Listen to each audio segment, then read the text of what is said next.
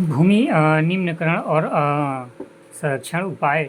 भूमि एक ऐसा संसाधन है जिसका उपयोग हमारे पूर्वज करते आए हैं तथा भावी पीढ़ी भी इसी भूमि का उपयोग करेगी। हम भोजन, मकान, कपड़े की अपनी मूल आवश्यकताओं का 95% भाग भूमि से प्राप्त करते हैं। मानव मानव कार्यकलापों के कारण न केवल भूमि का ही निम्नीकरण हो रहा है, बल्कि भूमि को नुकसान पहुंचाने वाली अप्राकृतिक ताकतों को भी बल मिल रहा है।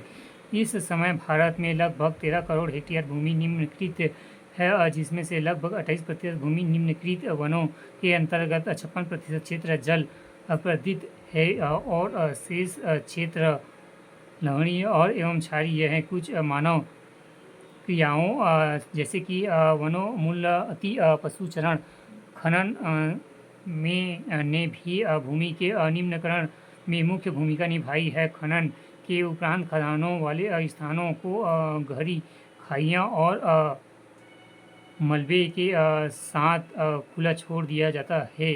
खनन के कारण झारखंड, छत्तीसगढ़, मध्य प्रदेश और उड़ीसा जैसे राज्यों में वनोन्मूल भूमि निम्नीकरण का कारण बना है। गुजरात, राजस्थान, मध्य प्रदेश और महाराष्ट्र में अति पशुचरण भूमि निम्नीकरण का मुख्य कारण है। पंजाब, हरियाणा और पश्चिमी उत्तर प्रदेश जैसे कि राज्यों में अधिक सिंचाई भूमि निम्नीकरण के उत्तरदायी हैं।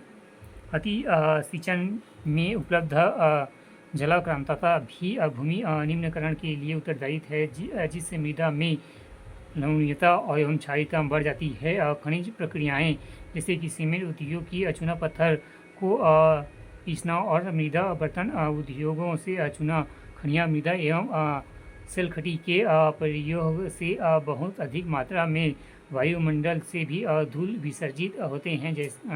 जब इसकी परत भूमि पर जमा जाती है तो मृदा की जल सोखने की प्रक्रिया अवरुद्ध हो जाती है।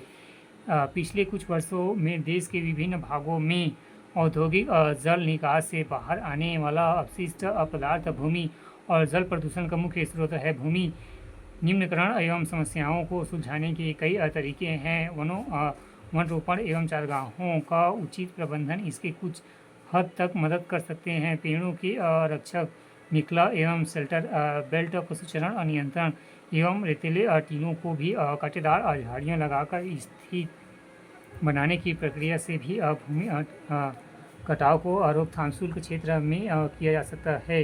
बंजर भूमि के उचित प्रबंधन, खनन एवं नियंत्रण और उद्योग जल में परिकरण के पश्चात विसर्जित करके जल उद्योग भूमि प्रदूषण को कम किया जा सकता है। मृदा संरक्षण। मिट्टी अथवा मृदा सबसे महत्वपूर्ण नवीकरण योग्य प्राकृतिक संसाधन है। यह पौधों के विकास का माध्यम है जो प्रकृति पर विभिन्न प्रकार के जीवों का पोषण करती है। मृदा एक जीवित तंत्र है।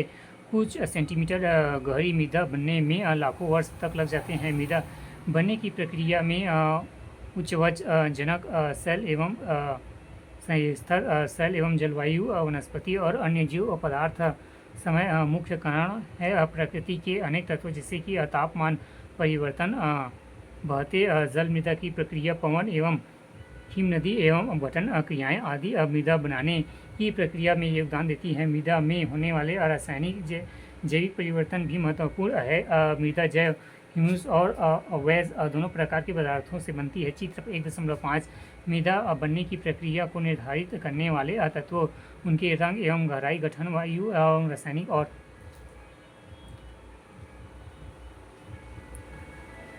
भौतिक गुणों के आधार पर भारत में मृदाओं के निम्नलिखित प्रकार हैं। मृदाओं का वर्गीकरण।